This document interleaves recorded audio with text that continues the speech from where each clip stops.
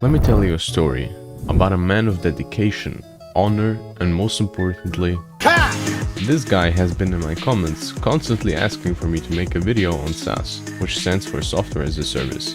I think it's time we finally fulfill this guy's wishes. In this video, my goal is to answer a single question. How efficient could you be if you got rid of every single excuse?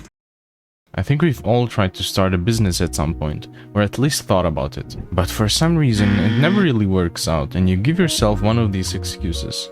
I'll do it tomorrow, I have school or work, I'm not good at coding. While some of these concerns may be valid, I'm done constantly lying to myself and I'm just gonna put myself to the test and see if I can launch a SaaS as fast as humanly possible, to be specific, in just under 7 days. It may sound impossible, but we are here to prove it possible. I'm gonna be fully transparent in this video, reveal how much money I made, and even provide you with a few tips at the end of this video, so make sure you stick around. Without further ado, let's get right into it. Before we open VS Code and get started with programming, we'll need a couple ideas. After researching SaaS and idea finding, I came up with a framework of how you can find the perfect idea for your new business. First, find a problem. What issues are you facing in your everyday life? Without a proper problem, whether small or big, you can't really come up with a good idea, as people only want to give you the bag if you solve something for them. Something that I was personally having a problem with is this right here. This is the MX Master 3 mouse from Logitech, and it has this awesome auto-scroll feature.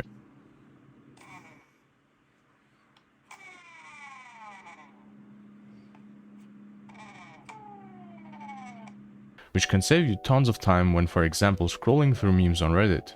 The only problem is that it only works on very specific Logitech mice and that it's mechanical. I was always confused when I came home from school and had to use my personal mouse again, which is this one. That's why I came up with an interesting SaaS idea for a program that can emulate this auto-scroll feature on any mouse. Once you found an idea like mine, it's time to start executing.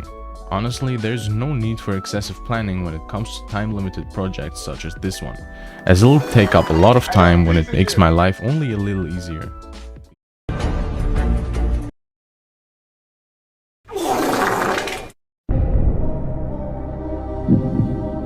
On day one, I started researching what technologies I can use. I first tried to go with RenewI 3 using C#, but that turned out to be a bad decision as I personally have never experienced it and I ended up wasting an entire day trying to learn it. And in the end, I went with Electron once again. It's by far not the best method, but it works good enough. After spending some time asking my mentor ChatGPT and debugging, here's the basic premise of the backend code. It listens for mouse scrolls, and if it detects enough in a short time, it starts auto-scrolling. The scroll speed and other configurations are read from a file called settings.json, which is located in the .ag folder in the user's home directory.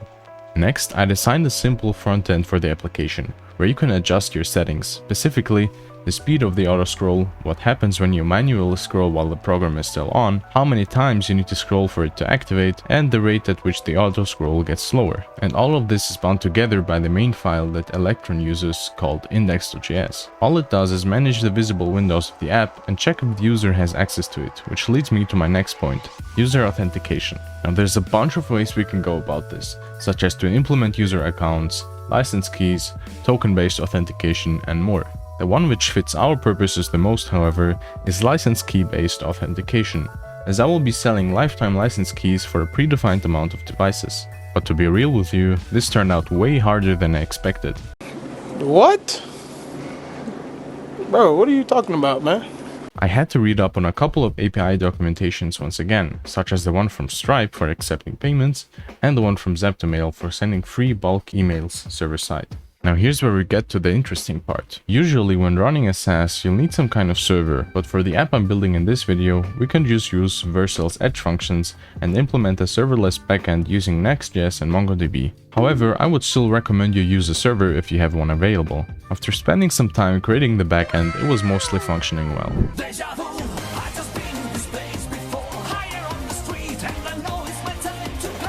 Now all that was left for the app is to just create the front end, which was going to be an easy task. This video is still boilerplate, where I'll put my own video later. The rest is fine, I would say. It's not the best, but also not the worst. Alright, so let's move on to the next step now that we have the website, and that is launching on producthunt. If you don't know, producthunt is a platform where you can post your startup, and if you're lucky and people like it, it'll rank high and more people will visit your website. It's essentially Reddit, but instead of farming fake social status, you farm the potential for making a ton of money. But before you even post anything on producthunt, make sure you have an account ready, which you used for about 1 to 2 weeks and prior. Next, we'll have to create some images for our listing. My favorite design tool is Canva, because it's free and very easy to use. Right, so go over to canva.com, click create design and pick a custom size. For producthunt, you usually want to go with 1270 by 760. Next, you can either pick a template from the left hand side or start your design from scratch. Usually you want to have around 3 to 4 images showcasing your tool and its features.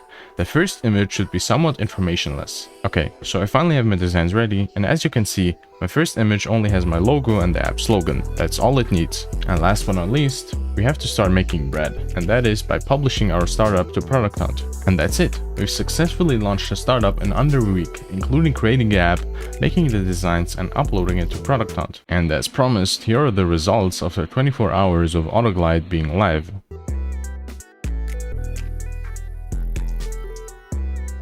If you want me to create an app for you, check out the Google form in the description. And with that said, I'll see you next time.